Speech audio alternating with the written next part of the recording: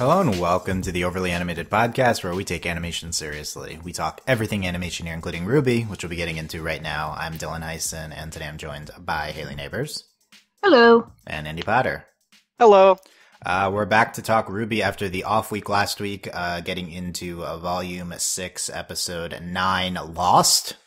That's it. That's the title, Lost. And we talk RWBY everly here on the Overly Animated Podcast. Find us at overlyanimated.com or search for Overly Animated RWBY on iTunes or on our YouTube, youtube.com/overlyanimated, and subscribe there to not miss any of our RWBY podcasts.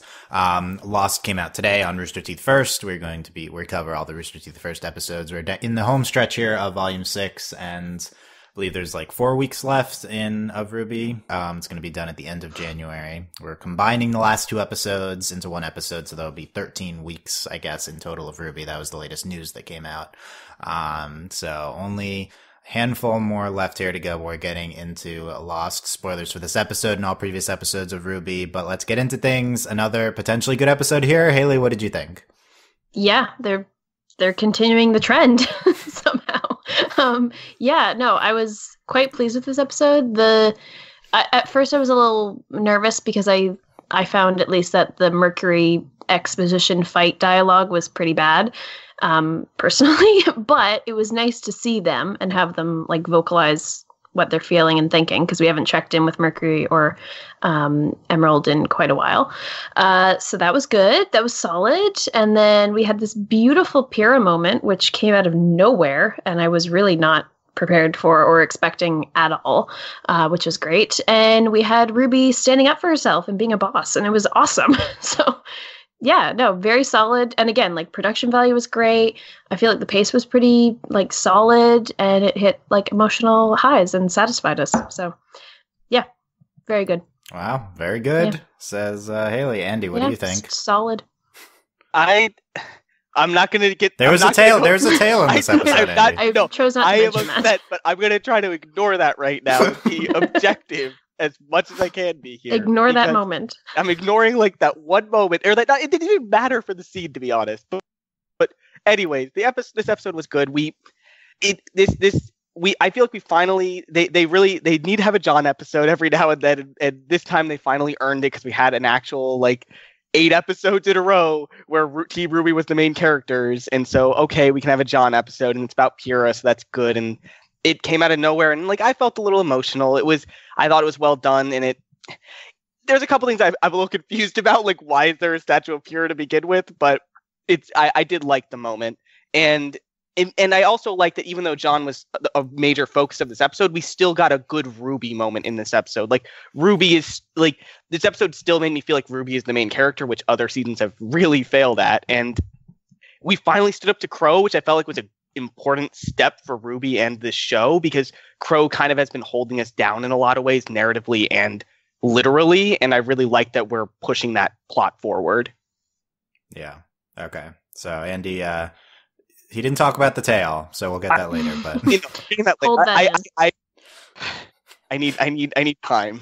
Okay, at least apparently it seems like you liked it. Yeah, I thought this was a very good episode, Lost. There's some worry about this being and it was a slower episode, but it was still really good, I think, regardless. The Pyrrha scene I thought was fantastic. I really, really liked it. I think I kind of, we'll get into the details, but I think I kind of unequivocally really liked that scene, and was one of the most emotional things the show's done in a while. Best John episode in years. I think we said that recently, but he was very good in the Pyrrha scene, and just good all around this episode. And then I like what Andy said about still feeling like RWBY's the main character, because this was again a fantastic episode for RWBY, following the her being mad at Crow plotline, which we've been building for a while, and she was fantastic at the end of the episode. She really has felt like the main character of this season. That's another way that they've really improved, and I feel like they've listened to fans about this, and this is I think it's showing. We're making a specific effort to make RWBY the main character, and this is very good stuff with her. Last episode, I think, is the one with the talk. And with Maria, and kind of continuing some themes from that here in a very good way. And then the Emerald Mercury stuff I thought was fine. It was fine. I'm torn on whether I feel like I want them written out of the show or not, because I like Emerald a lot and Mercury's fine, but the scene felt very random considering they haven't done anything all season. So it's like, if they're gonna be a thing, then yes, we should check in with them. I just wonder whether we should have them be a thing or not. Keep Emerald, get rid of Mercury, personally. Yeah, well, they kind of did the opposite in having him exposition about his past. Yeah, right. Yeah. Honestly, it felt like we've been missing out on B plots. This felt like this episode was just 3 B plots stitched together. Like, they didn't know what to do with them. Yeah, I could see that. And like, it doesn't feel like, I'm not saying that as a complaint. Like, I think this was a good episode. It's just, it feels like that's what these 3 things are. Yeah, there's no super. I think the Pyrrha stuff was the most compelling, and that was kind of the heart of the episode emotionally. But yeah, nothing like super exciting tying the episode together. Just generally what we're doing while we're in Arcus, while they're trying to move to Atlas. And I don't think this was like, every episode's been good. I don't even think this is the worst one. I thought this was like very good. I really connected with everything we did with Pyrrha here. I thought it was fantastic. Again though, yeah, you could see it as randoms. Let's get into this, because this is the most interesting stuff is with Pyrrha here, because she died 3 seasons ago and hasn't been like mentioned really since then. Yeah, so the biggest thing we got was this volume 4, I think, like RWBY and John. I feel like they were fireflies or something. What John was training in the woods with a recording of Pyrrha, and RWBY was watching on, and there was like no dialogue at all, but it was just really beautiful, and you could like, it just, the emotion was very like palpable, the whole scene. Yeah, looking back at volume 4, that and like the Ren and Nora backstory are the only things I remember, so I guess that's a good thing from volume 4. Yeah, I think that was like the biggest attempt at previously to address Pyrrha, and it does maybe seem like it comes out of nowhere. I think that they reference John's increasing desperation antics. At least Nora talks about that. Nora and Ren, they say like, I heard what you said to Cinder, I assume at the end of last season. It's like, it should have been me. I assume he said something like that, right? That was the implication. Yeah. I don't remember when they were saying. I was like, I guess that happened, but I can't remember the dialogue. No, I don't remember. I don't listen to what John says, but he probably said it should have been me instead. And they're like, no, stop talking like that. Like, we care about you too. And so I feel like it goes with John's increasing like reckless mindset. Him getting mad at Oscar too. I feel like maybe it fits in line with that. I actually really like this moment for his character at where he's at for those reasons, and also just it was just fantastic material for him. Talking to this mysterious red-haired lady. Who could she be? Yeah, Hayley, what was your reaction to mysterious red-haired lady? Okay, so first, let's back up. What were you thinking when you saw the Pyrrha statue? Did you get emotional to the scene? And then what did you think of red-haired lady? Okay. A lot of questions. I'm happy they had the scene. I'm very happy they had the scene, because it's like a good kind of conclusion to that. Well, maybe not conclusion, we'll see. But I feel like I was supposed to get emotional, and I could tell that it was emotional, but I wasn't crying or anything. But it was very sweet. I think because it's been so long, I'm like, oh yeah, Pyrrha, forgot about her. But I was very happy to have her, I guess, kind of make a reappearance in this way. Yeah, and it was a really nice moment for that team, because like we've said earlier, we have historically not been the biggest fan of Jean and all of them, but I think this is a really good way of having them be a part of the show, I guess, is through Pyrrha kind of mourning her and stuff. Anyway, so I think that was good, and that was a good set piece for that. The red-haired lady, so I think she's definitely related to Pyrrha, and I at first thought that she was her mom, but then I remembered that old people are short in this show. So she's probably not. Was she short or not short? She was like RWBY height, kind of. Like. Oh, you're saying she should have been shorter. She should have been Maria height. So she could have been like a sister, is what you're saying. Yeah, I was thinking maybe a sister. Although they like faked us out with the leaf blowing and then she vanishes. So I don't know what that was all about. But I've seen people on the Discord being like, she's a ghost, but sure, why not? But I think she was probably a mom or sister, I would assume. Okay. Yeah. Mom or sister. Okay. And I'm leaning towards mom, but her design is of a mid-20s. So, but that's everyone in it. Yeah, but that gives no clues. Yeah. Okay. Yeah. Andy, what was your reaction to the scene, and what's your reaction to red-haired lady? I think my reaction was mostly surprise at just how much I felt for Pyrrha here and for John, really, because like the leaf moved and I felt like, and the music shifted, and you knew something was going to come up, and you knew something like emotional was going to happen, and my mind immediately jumped to Pyrrha in some way, and then the statue came into view, and like I didn't cry, but I definitely like felt those strings being pulled. Like it was just very surprising to me how much I felt towards this, and I don't. This is just done so well, like just the emotional payoff here, and then the woman coming up, and she was it the same voice actress as Pyrrha? Because I don't remember. Yes, it was. Yes. Yeah, because it was. When she started speaking, it just like hit me really hard what this scene was doing, and I think this is her mom. I think this, and because it feels like to me that the mom would know who was on her daughter's team, stuff like that, and Yeah. and just the way she was talking to John, it felt so emotional. How she knew that that Pyrrha was really important to John, and we as viewers knew that she was important to both these people, and it just, I don't know, it was done so well. The music in the background really tied it all together for me. Yeah. Yeah, I very emotionally reacted. I don't think I cried or anything, but it was, this was, I think, one of the most emotional scenes the show's done, at least from my end. I think this is like the best pathos, I feel like, that RWBY maybe has ever done. I don't know. Just the new song, the lyric song, I think was really fantastic. Just the way we present the statue, the angles we're doing. I think the connection to, like, mostly it's just feeling for Pyrrha and the sadness surrounding Pyrrha, but I also do think you connect to John in the scene, because this is like the most sympathetic type thing that we've done. Like, this is the most emotional thing that's happened with him, and even if you're like me and don't really like John, still his romance with Pyrrha was like a thing that is enjoyable. Like, it was like, you're still happy, and then it's tragic, and it's still emotional seeing this. So I definitely the strongest thing I reacted to this episode, and then especially the woman coming in and talking about Pyrrha. I definitely thought she was her mom the entire time. And then it was a little surprising that, I was thinking like, oh, okay, when are they going to introduce themselves? When are they going to really talk about it? And then she just disappears. And it's like, okay, that could, maybe she wasn't real. Maybe she's a figment of John's mind.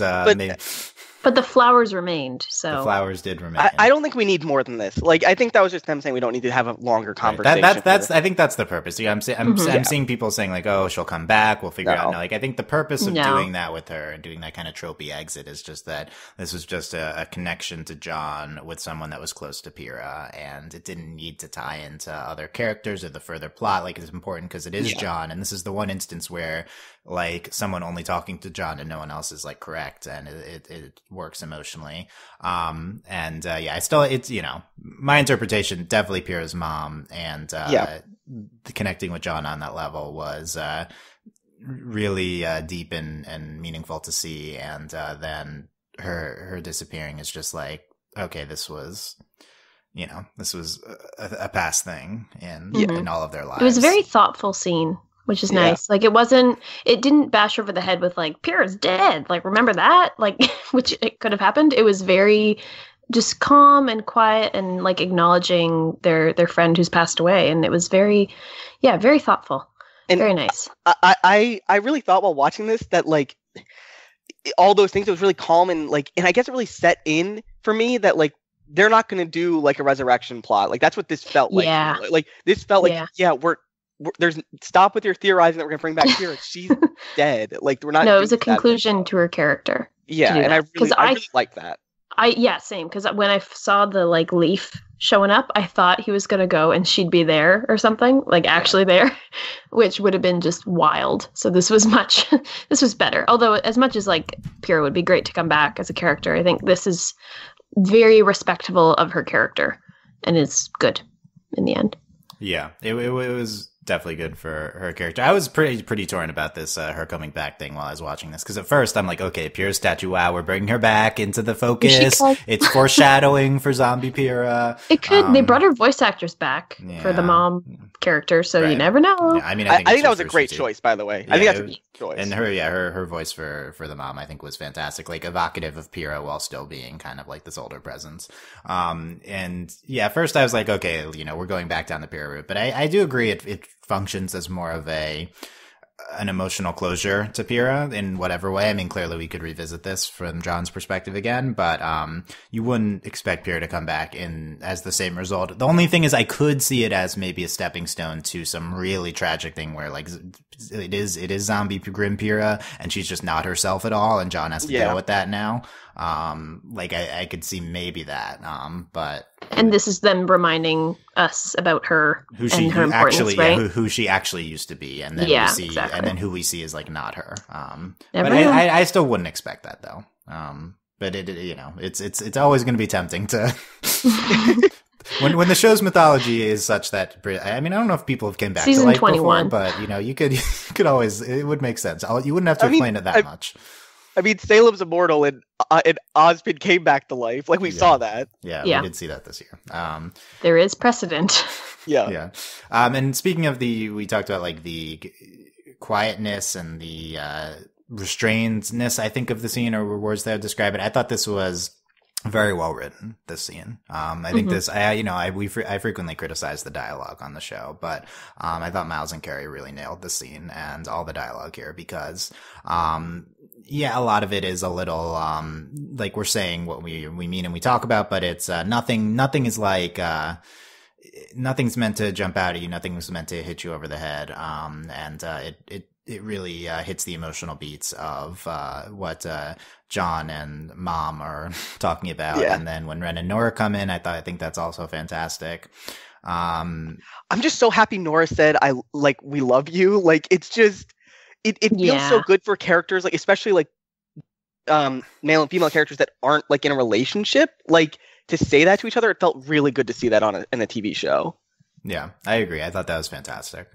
We start the scene with talking about Pyrrha training in Argus at Sanctum, and that's why the statue's there. It did seem like, okay, why is there a statue of this random person? But I guess like this shows the ramifications of the fall of Beacon on the RWBY world. Mm-hmm. Then the woman's red-haired woman's talking about how Pyrrha was happy. She knows she didn't regret her choice. She said she always wanted to be a huntress, and John says she was a huntress. And then that was sweet. I like how the mom, whatever character, like she appreciated that. That was nice. Yeah. And I feel like some implication of knowing who John is and knowing knowing the situation, and right, like she seemed tapped into Pyrrha's mind. Like it's almost like it's a manifestation of Pyrrha's mom, plus also like some sense of omniscience knowing Pyrrha too at the time, whether that be because they talked and they communicate a lot and she did know that, or because she's just like a representation of people who love Pyrrha. But yeah, I thought that was communicated from the way they were talking. And the Ren and Nora come in, and they say they don't want to lose John too. They love him. They talk about how Pyrrha was trying. They should try to, and we should fight like she's by our side. And this was like the best Ranger content not Ranger content we've gotten ever. I think like they frequently just feel like they're people together, and I feel like they really feel like a team here. And I felt for them, and I liked them being in the scene and being a large part of this episode. And I know we've said otherwise previously, but they were really fantastic here. Yeah, and I really like how it ends with like actually like a plot hook where he like looks over the statue and like you see the airship that he's going to talk about later. Oh, okay, yeah, that's. Oh, good. Yeah. Like it's just a very tight scene altogether. It is a really tight scene. Yeah, really well executed. Yeah, and I think what makes it really good for this team, because we've had trouble connecting with them in the past, is that it's setting them up as a team separate from the RWBY team, but also not competing with each other in terms of like, obviously the Team RWBY is the focus, but it doesn't feel like they're like Nora and Ren and all of them are trying to be the focus of the show. They just have this good little unit, and it's really solid and great, and kind of like they're secure in themselves in a way. I don't know if I'm explaining this right, but it doesn't feel like I'm like, oh no, like they're getting all this screen time and now they're not going to give any screen time to RWBY.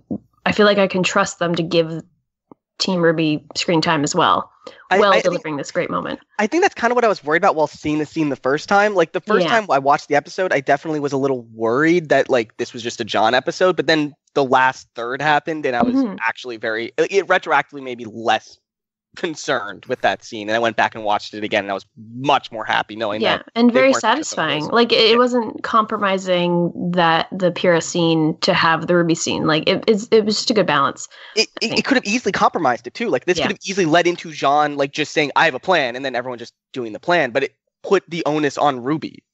Yeah. Yeah, the context within the episode was also phenomenal too. It's really enhanced. Oh yeah. So, I will say, first time I was watching, I had no reservations about us focusing on John. I was completely in on the scene. So I was, no, same. Well, because he was like, it was. I feel like I was connecting with him as a person or as a character in more. a way that like never happens. Yeah. Yeah, exactly. Yeah, because you can understand this emotion that he's going through with Pyrrha, and it was just very heartfelt.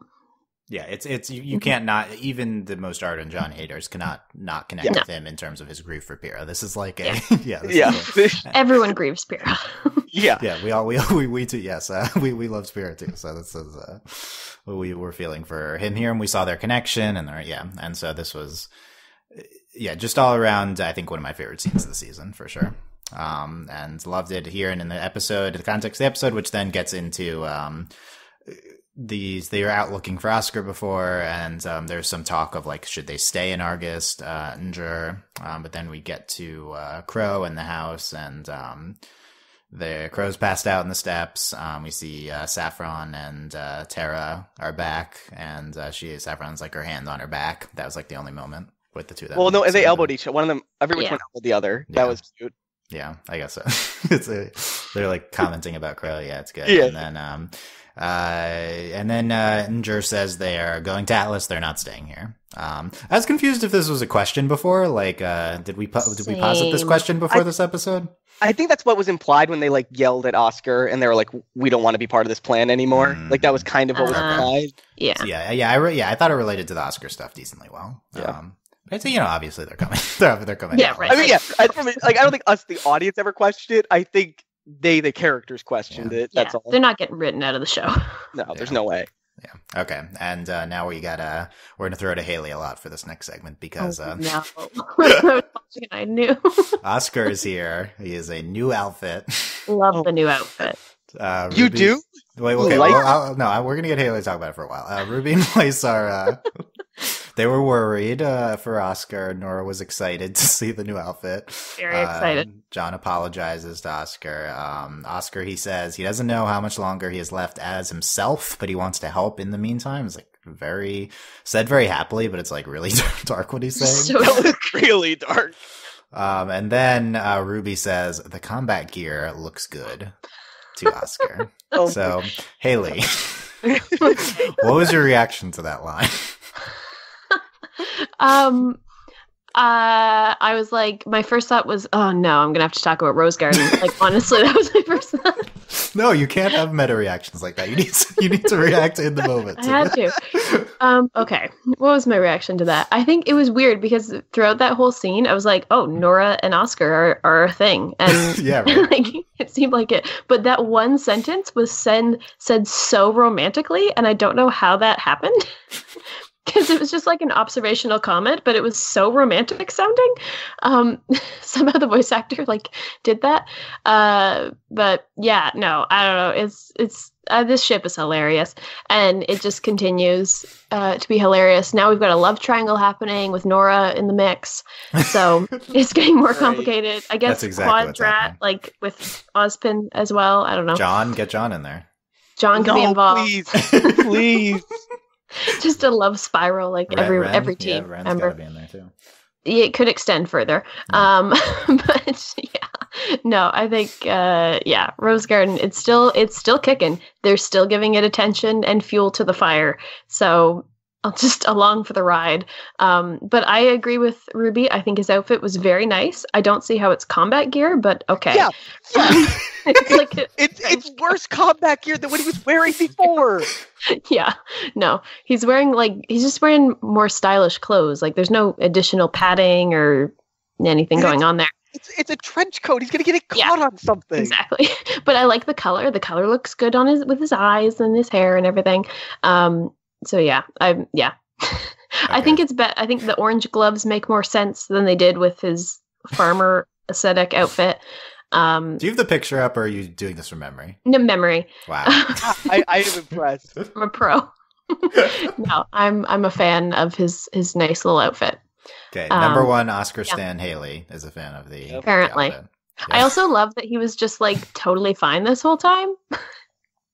Like, guys, don't they all have like phones? Oscar doesn't have a phone because he's from a farm. Well, get him a phone, guys. Come on. The only thing that makes me not think that this was romantic at the end was that Weiss was also like very worried about Oscar in the little montage we had of the reactions. Oh yeah, the whole worried. That was. I think everyone was worried about it. But then the comment, the comment was like weird. Like it was like I don't know. I think. Honestly, I think it was them trying to be the show writers being like, okay, how do we tell the audience this is combat gear? Because it looks nothing like combat gear. Honestly, it might have been. And they're like, let's throw some Rose Garden in just to mess with Hayley. And I mean, they messed with me today. They can mess with all of us, I guess. Exactly. I have no idea where that ship's going. But I feel like Endgame, Nora and him are going to get together. Probably. I don't know. Where's with Ren? Where's with Ren? What are you talking about? I thought they were like best buddies. I mean, they haven't been showing them together, but I've been thinking of them as like siblings. So they do act like that. So like they grew up together and stuff. So just a poly ship with that's fine. Okay. But thumbs up to his new design, and sure, whatever that weird gear comment was interesting. Rose Garden fuel. Yeah, Rose Garden fuel for Hayley. Okay, I have a crazy theory about Oscar here. Okay, I'm ready. Okay, we're ready. So this is credit to CO at RWBY for this theory. So most people shot it down. So this is it's not a well supported. Okay, we're Rose Garden shippers, so like anything's possible here. Wait, don't say we're. Don't bring us into this. Show approved, overly animated approved. No, 1/3, not all of us. Okay, Oscar runs out last episode. He comes back here. He's looking different.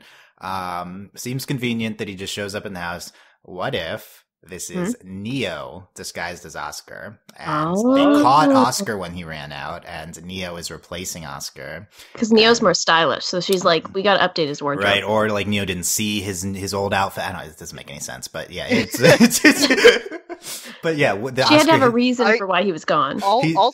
I'll say this. It did seem like his speech patterns were different. In the first time we saw Oscar in this episode, I thought it was Ozpin talking to him. Same. And I think that's he's very calm, and very formal, I feel like, the way he's talking. And in his defense, the voice actor, he has been very good at being able, I can tell who he is when he's talking, just from his voice. Okay, because it's a third Oscar voice.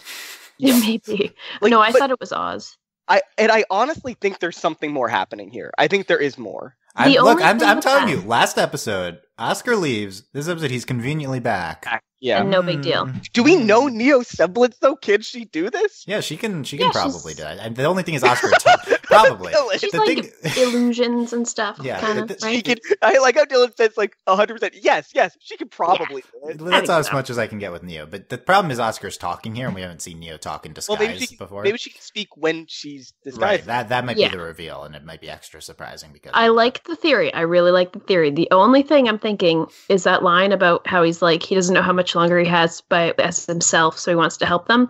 Why would Neo know that's a thing? Yeah, right. That seems like a that's the only thing. But I like the theory. Yeah. I think there's maybe something more than him just going on a fashion trip. Yes, happened.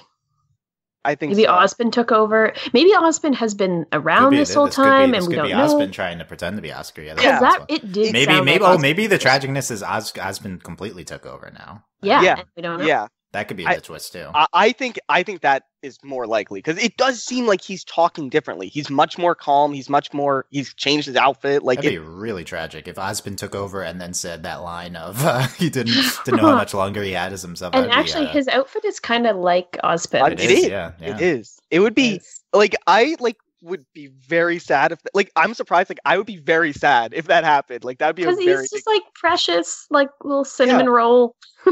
Okay, actually, I'm in on this theory.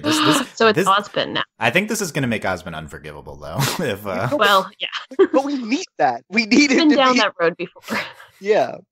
Yeah, but he was like fine, and then he like shrinked away after everyone was mad at him. But we were kind of on his side. We're like, okay, we saw Osmond generally trying to do good for the past millennia, and then here's. But if he's, I mean, it's not necessarily his fault that he edges out Oscar's like consciousness. Yeah. Really dark concept. But it's we don't know that he's in control of that, right? So it could just be what it's forced upon him is curse.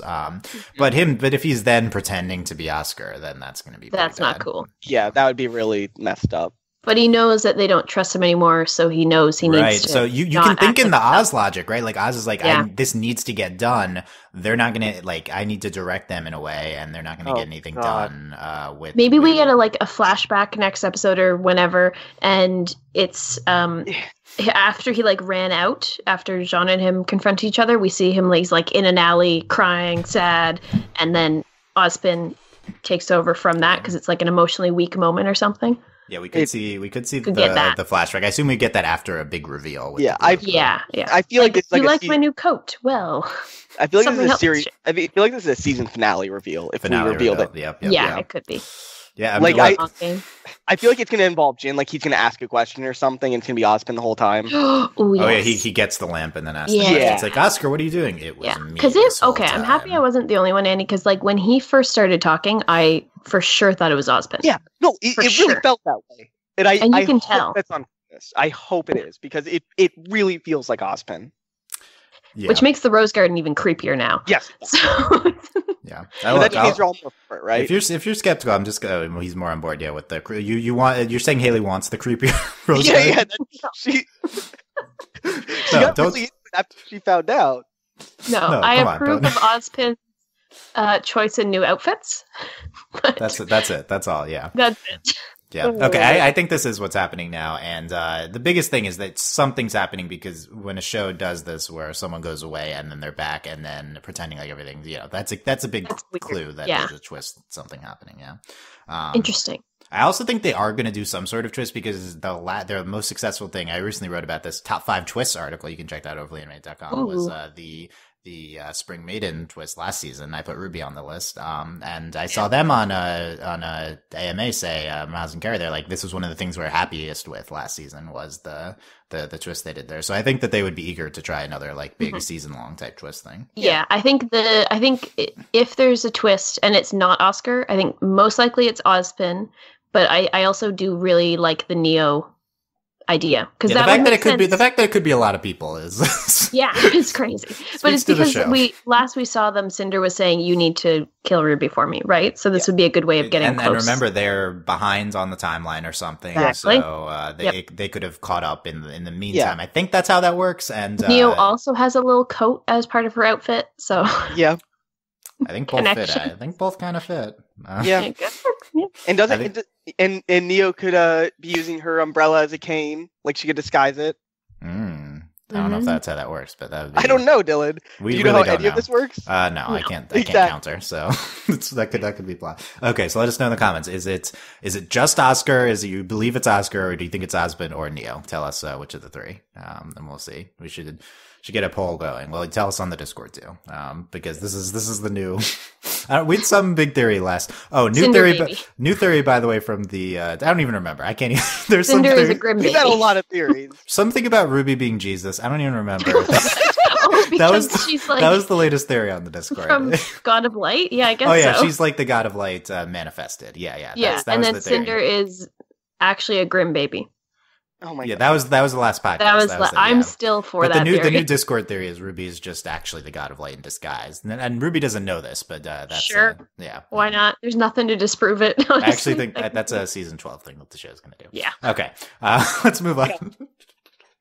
Let's get the RWBY stuff we talked about. RWBY's mad at Crow. John outlines his plan: steal an Atlas airship. I don't even know what to do with this. Like. Why not? There's gotta be. You really can't think of another way to get there. They can't. Is there like literally no other ships? In the world. Dylan, can you think of a different way to get to Atlas? They're like a rogue pirate. You have important people. Just call someone. I get that. Yeah. The phone lines are down. Like, okay. Yeah. I'm just frustrated by this stupid situation. Well, Dylan, I think the bigger thing is they have Terra here, and Terra's like in charge of like part of the infrastructure, right? Just get her to like make a call to somebody. Just get someone to call Ironwood. Like he would cooperate. Why? Yeah. Okay. They're gonna steal the airship though. Crow is not about that plan, and then Ruby is mad that Crow is not about that plan, even though Crow's right and it's a stupid plan. Well, the thing is, I do like this argument. Like this, besides like the reason for it, I do like that Ruby stands up to Crow here. Yes, definitely, because she says we're not following you, Crow. I say we do it our way. Another instrumental version of the theme of the season is playing. So good. They're doing so good with like playing this theme all the time. Like I love it every time. It's the second time recently that we saw this. When they're going into Argus too, we saw like this piano version, and then here's this kind of just more orchestral version of it. It was fantastic. It really made this ending scene, and it makes you think that that's like Ruby's theme this season too. It's like, wow, this is kind of is. Yeah, this is like her big character moment. Maria says, looks like you didn't give her enough credit either. And then Ruby just ends the episode staring at Crow. I'm in charge now. Love it. Finally. Like, she's just been, like, I know her character is to be all bubbly and happy and stuff, but she's finally just snapped and is done with all this and is actually standing up for herself. And it's so great because she's standing up for herself, but also her team, and is understanding that through all this series of events, they're following her, and she needs to do something about it, which is great. We've been begging Ruby to actually lead the team, and this is doing that. Yep. And I do like that. It really feels like Crow didn't realize that they weren't following him to begin with. Like he thought that everyone was following him, but they never were. They were always just following her. It was a really good, like, just everyone standing up with her. Yeah, and she was following Crow, so then. But now she's her own person. Yeah, and I think it does tie into most of the season of Ruby directing the action, and I think it ties the Ruby pissed at Crow into the Ruby growing as a leader, kind of two themes that we're doing with her well together. And both are great. Ruby's great. The Ruby scene with Maria was fantastic. We reference it. We tie it in. These are two important, mentors in Ruby's life now. And, they're both involved with the scene of her, like, coming into her own as a leader. It's just fantastic. Yeah.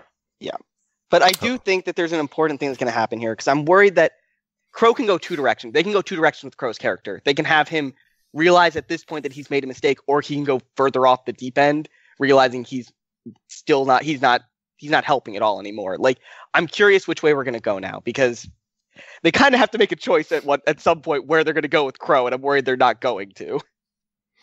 Yeah, like if he's going to leave them, or right? I want some action with Crow here at the end of the season. Let's do something definitive with him. Because I'm actually invested in him now. Like, this season has made me actually invested in the character arc they're giving him, because they really are playing up that he is a drunk. He's not good for the team. He's not good for Ruby as a mentor. Like, I want them to do something with that finally. So he's lost without Ozpin. I think that's a big thing with his character this season. Yeah. Well, but Ozpin's here. So how's that twist? How's that twist going to affect Crow? Like, that makes me think they're more likely to do it, because we're waiting for this turning point with Crow. Oh, Ozpin's been here this whole time. He didn't even tell you. How's Crow going to react to that? What a jerk. Yeah. Or will Ozpin let Crow know, like, behind the scenes? Or has Crow kind of been in on it this whole time and has been lying and under the guise of just being out of it? And maybe that's why he's drinking so much, because he feels bad for lying to all of them. Yeah, it's cover and he feels bad. Yeah, there's a lot. Is he drinking? Is that the reason that he's like drinking so much? Is that because Ozpin lied to him? Is that what we're supposed to be thinking? That's this on the surface. Yeah. Okay. Yeah. So it could be that. Probably is that. Because he thought he was being a big hero. Like, he thought he was finally going to redeem himself in his own eyes for something that he's done. But now it seems like he's doing nothing. Second fiddle. Now he's got to step down. Yeah. Okay. I'm convinced that that's Ozpin and Crow's. It would be so good. Crow's arc's going to tie into it in some way. It would be really very depressing, but it would be really good. Rip Oscar. Let's pinpoint the moment in the season when he died, because that happened already. Yeah. Off screen when he ran away from John. If it did, I will go back and look to see if he died some point before. Yeah, was it off screen? Was that when Ozpin took over, or was it before this? Or okay, I think it was probably off screen. We're talking like it happened. Like, we don't know. Well, it's canon. We determined. I think it fits though. Like, it fits thematically. It really does. Yeah. Okay. Yes. we're hype. Okay, back to the beginning of the episode. Emerald and Mercury. We talked about it a little bit already. Emerald's like questioning what Mercury wants. Cinder was her only family. Then they start fighting randomly. Mercury says his dad took his semblance and he didn't give it back. Cool. Okay, sure. Reactions. So is there just well, Mercury's dad is now dead. So did that mean that Mercury without a semblance defeated his dad, who probably had like a bunch of semblances? Yeah. I guess that doesn't add up. And then he thought by killing his dad he'd get his semblance back, and he didn't, or something. You know? Yeah. So his dad kind of stole his soul. I guess. I guess. No, those are auras, not. No, but probably I don't know. I wonder if this was just a throwaway line to make us sympathetic with Mercury, or if this is actually they have something. to tell us at some point what everyone's semblance is. That's a requirement. Yeah, but for no reason. If this comes back up, right? Or if this is just a random thing. It could come back. My assumption is that, or things like this, I'm like, Miles and Carrie are holding on to a lot of things that they talked about with Monty, and so I feel like maybe they think they need to put everything in that they had talked about previously. So that feels like what this is. Because they said the dad's been killed, so I think that storyline's done. I think one of the biggest struggles with the show, and you kind of touched on it, Dylan, is that they have a lot of backstory. They have a lot of stuff they want to tell the audience, and they don't understand that they don't need to tell us everything. We're allowed to just not know what someone's semblance is. I mean, it's a tough situation. They probably feel beholden to. I get that, but I'm not just talking about stuff with Monty. I'm saying in general, it feels like they tell us a lot of stuff. In general, yeah, for sure. Yeah. We over say stuff like this. But maybe it'll be relevant to Mercury's character. Maybe it's important to know he has no semblance right now. I think the bigger I forget what the word is, but the bigger crap, I don't know the word, but the one that was worse than this was the one with Maria where she's like, "Oh, I have reflexes." Like, it's like we didn't need her to say that out loud. I call it reflexes. Yeah, we didn't need that conversation. Like, this feels better than that, at least. Already people have started memeing with the I call it reflexes on Discord. So. I mean, that's going to be the new bad luck one. But they're just suffice to say we don't think they're handling semblance as well for the most part on the show. But I mean, it's not like this was bad. I thought this was fine. It's nice to know something about Mercury, I guess. I wish they had left Salem, had shown us at least them starting to run away at the end of the scene, because it just kind of felt. I assume the next scene they'll leave probably.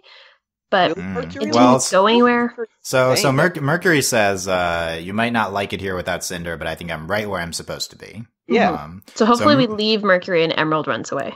And we focus on Emerald.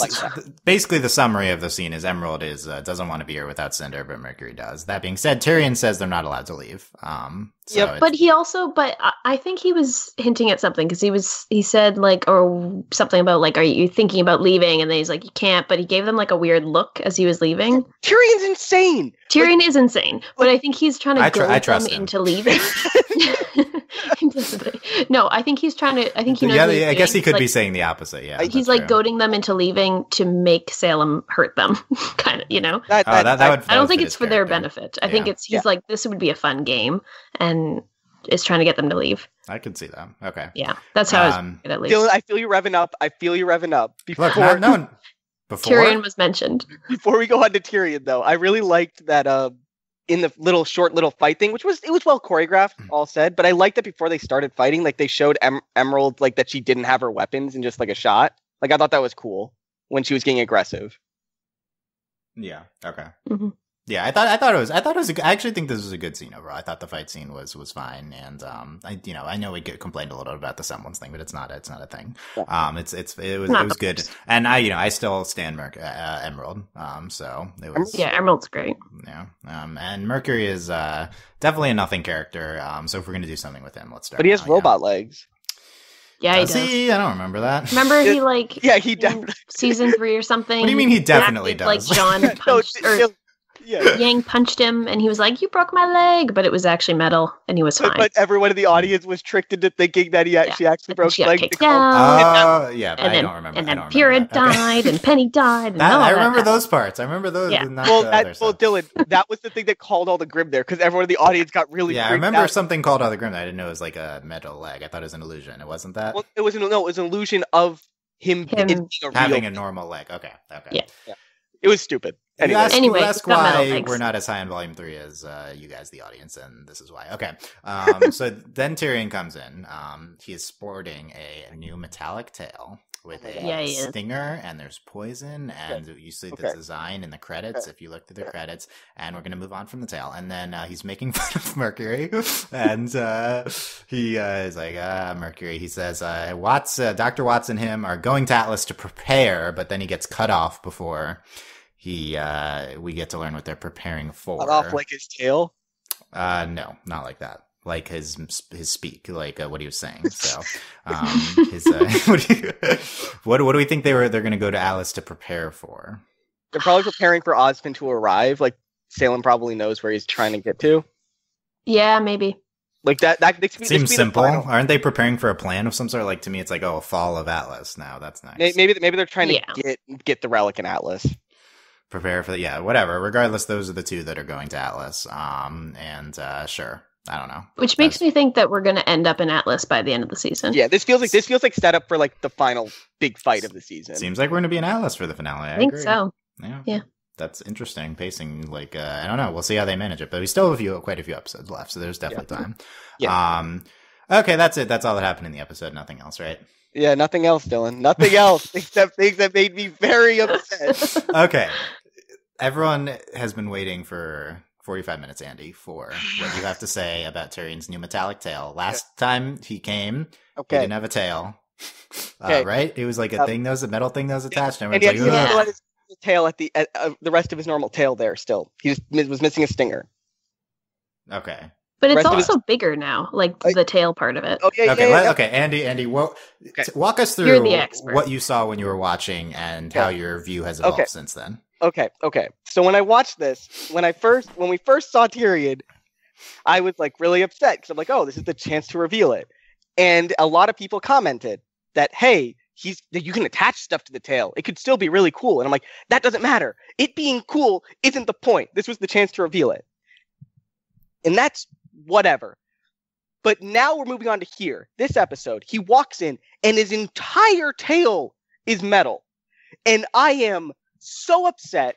You're telling me that in like multiple weeks, Watts can only like stem the bleeding with a little cap at the end of his tail. But in like the span of like a couple hours, he just replaces all of Tyrion's tail, and this is the big reveal. Like, what is the point of this pacing? Like, why did we hold out on this reveal of his tail if it wasn't gonna have like a cool attachment on the end? It just makes no sense. The first scene we saw with Tyrion now, like, it's just, I don't even know what it was there for now, Dylan, because this is just stupid. The tail is cool. That's the worst part. Like, they didn't need to have this first scene where he didn't have the full metal tail anymore. Like, You're upset that the tail is cool?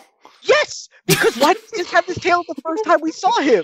It doesn't make it doesn't make any sense. Like why did we have a scene with him where he had his normal tail with a metal cap at the end, and then later, a couple episodes later, have him with a full metal tail? Like, that makes no sense. As like why did we do that? There was no reason. Like, there was nothing different there. Were we just trying to remind the audience, hey, Tyrion's tail got cut off?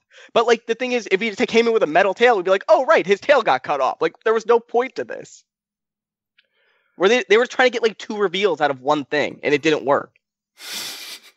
Is that what they're trying to do? I have no idea what they're trying to do here. It doesn't make any sense. It's really weird. It makes no sense why they did this. Like, I don't understand why they did it this way. Like, it's just completely absurd. It's such a small thing in the entire season, in the entire show, and they did like two reveals for it for no reason. I don't get it. Like, I love Tyrion's tail, and I still don't understand why they extended reaction. Right, because this is the payoff, right? Because they were focusing on the tail multiple times, and he's like hovering it over Mercury, right? Like this is the payoff to the season's long tail arc. But why wasn't this Tyrion's reveal for the season then? Why wasn't this the first time we saw Tyrion the whole season? Why did we have to see him first? It would have been much more impactful. Yeah. It makes no sense. I don't. What's the point of having this as a mystery between seasons? This also, like, I get this, it looks cool now, but why would this why is this like a reveal? Who cares? No, but Dylan, it would have been an okay reveal, like it's a random throwaway if he just I still would have complained about it, even if it's what you were saying.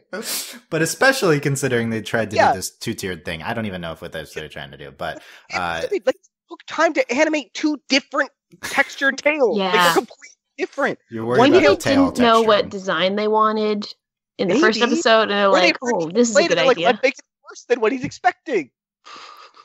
Except it's literally just a metal version of what he had before, so Yeah. it's not that unique.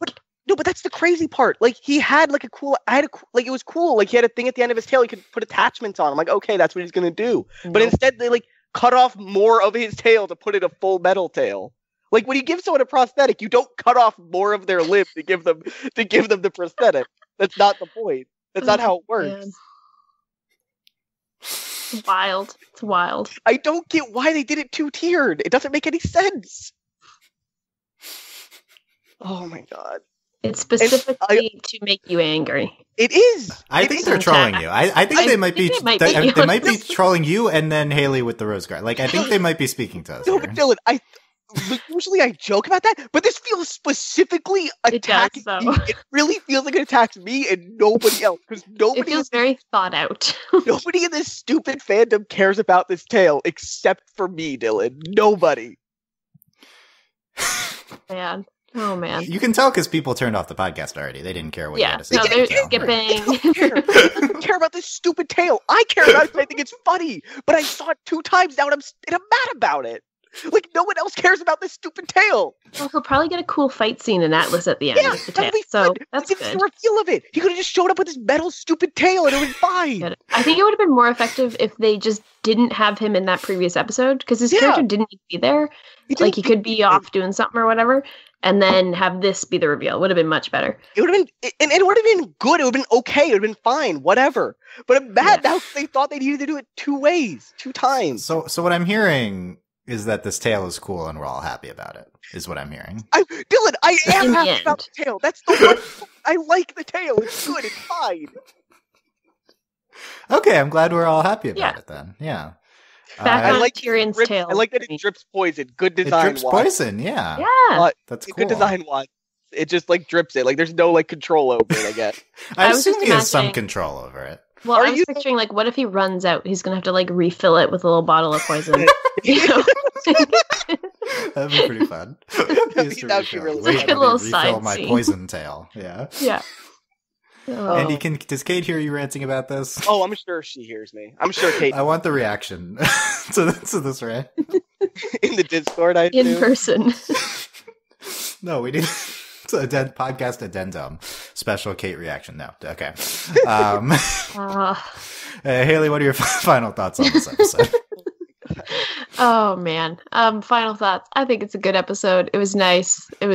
We had some good moments. I'm still caught on the tail. It's just so funny.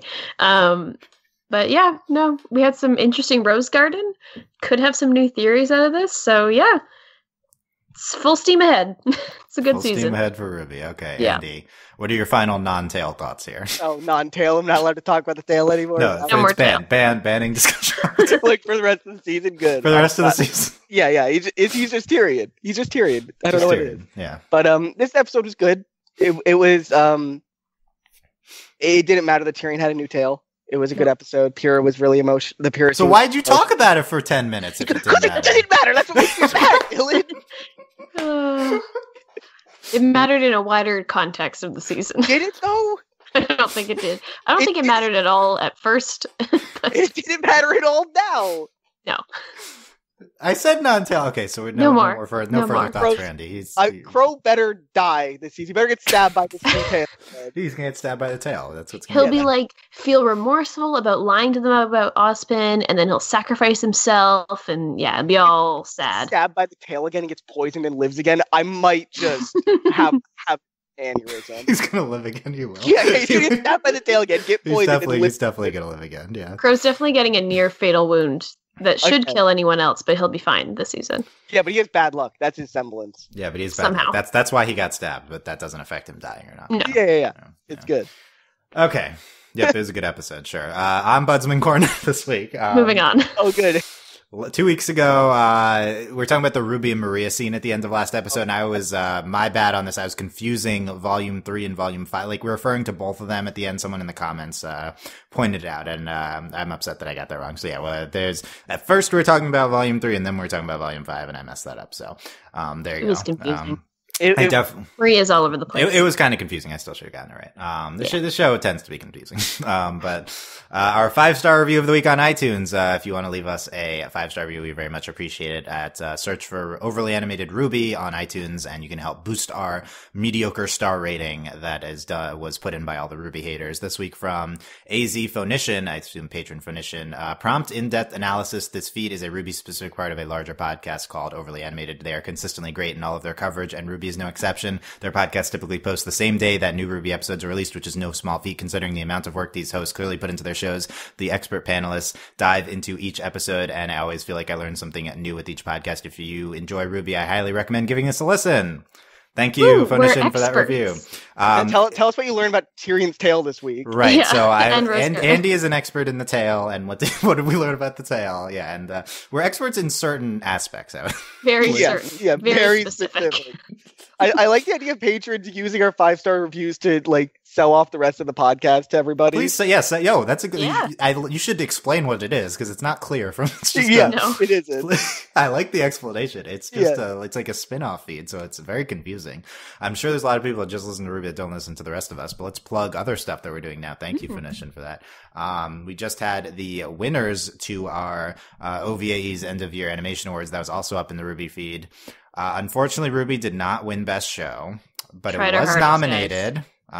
We didn't steal it from Weiss this year, at the very least. No, Weiss was not robbed. RWBY as a whole was robbed, but the fact that it was nominated is a victory. It's a big victory. So you should be happy about that.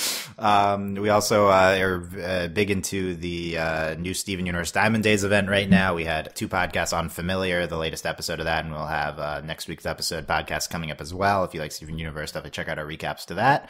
And we had a queer representation in 2018 Animation Year End podcast that also was up in the RWBY feed because I talked about RWBY on that one. And no one else that I was on watched RWBY. I defended the show. Good job. Good. I talked about how this season is good with Saffron and Terracotta. That was the representation we talked about. Delaney was like debating whether she should pick up the show again or not. I may have cut that part out, but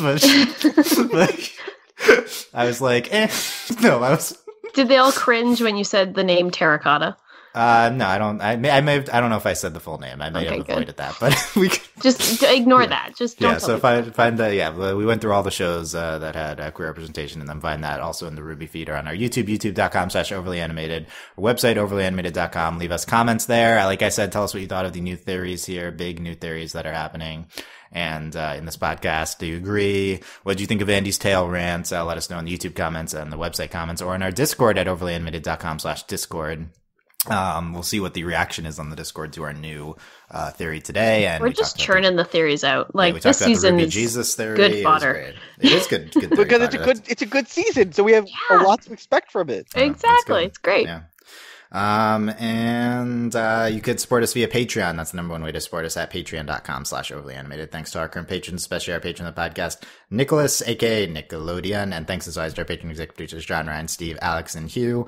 We'll be back. I believe RWBY will be weekly here from here to the finale at the end of January. Also the premiere of Genlock, which I missed the live stream of and I still haven't found. Nobody found it. They only very upset over that. Just apparently no one recorded the Genlock premiere. If you have the link, DM me that Genlock link if you got the link, okay?